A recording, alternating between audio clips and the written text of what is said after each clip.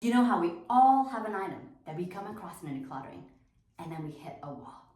Are we keeping it or are we not keeping it? And then we go through all the logical reasons as to why we should keep it and all the logical reasons as to why we should declutter it. And recently I came across one of those. So how do Mike and I handle sentimental items when we declutter? And I think that a lot of that is very personal from person to person. And it can be a little sensitive topic because we cope differently, we remember things differently, so it's very different from person to person. My personal perspective around this is that my memories live in my heart, not my storage bins. And of course, there's always exceptions to the rule, and just like any rules out there, but for me, that mindset really helped me and saved me from keeping a lot of, not necessarily unnecessary inventory, but just extra inventory that I thought would be a good idea to keep because it sparked joy, or just these little things that I think that I should be keeping because it's sentimentals. But when I apply that rule, keeping the item for me doesn't necessarily make me remember the memory more. You know what I'm saying? Yeah, so I feel that I would keep, right now, we're in a season of life where it's busy and we have 4 young children, and I don't want to spend my time to think about, to keep mind space of all these inventory that I have. So right now in this season of life, we are keeping only items that serves our family within this season. And so that doesn't mean that my wedding dress, for example, I feel like that one is coming up quite often. And so backstory here, back in 2018, when Mike and I started on a minimalism journey, we were in Alberta and we had 2 children at that point. So we moved across the country because we felt like God wanted us to do that. So we moved across the country from Alberta to Quebec in Canada. And yeah, we moved with 2 suitcases, 2 car seats because we had 2 children back then, and then their stroller. And it was awesome.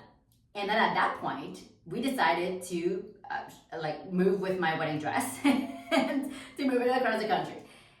Recently, so we were supposed to move to Ontario, which is the province neighboring Quebec, and we've had the opportunity to actually move across the country again. And stay tuned, there will be details coming out, but only in a few weeks. And so and then so we are in the process of figuring all of that out, and we're flying, and so we're getting rid of everything right now. And then came across my wedding dress again, and I was wondering, I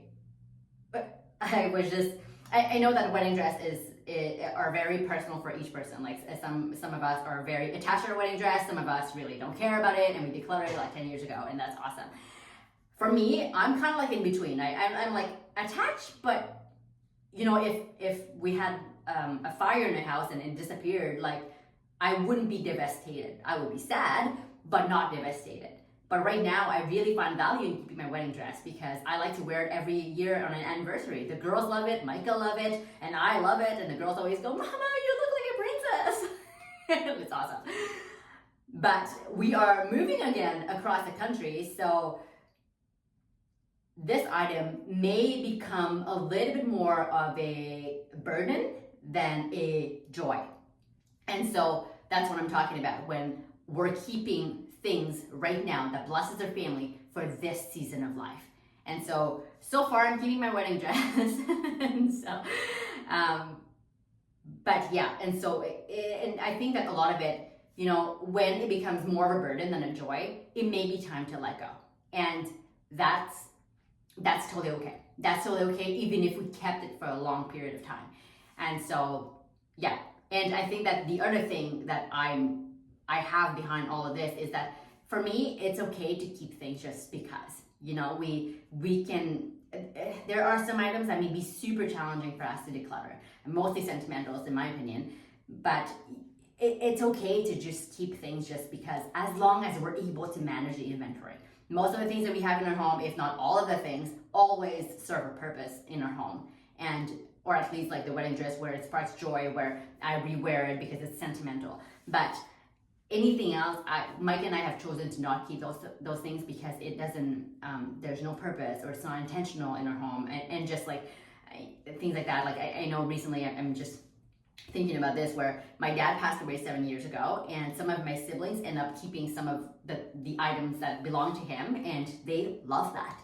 For me, I didn't keep anything, and I do not regret not keeping anything. I would feel so much guilt right now to decide to declutter those items 7 years later. And so it's very different for person to person.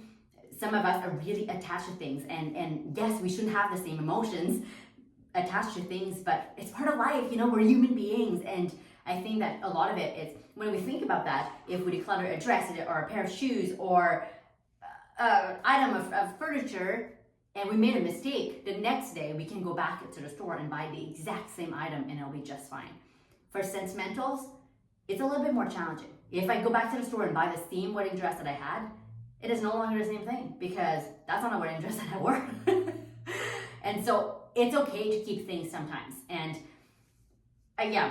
so to me, like, when you think about that, the reality of decluttering is that it's very personal from person to person. I can share everything that I'm doing, but for some of us, it may not be sitting well with, and that we go, okay, you're a little intense, and that's okay. And for some of us, we may go like, okay, you need to learn to declutter that wedding dress. It's no big deal. And that's okay too.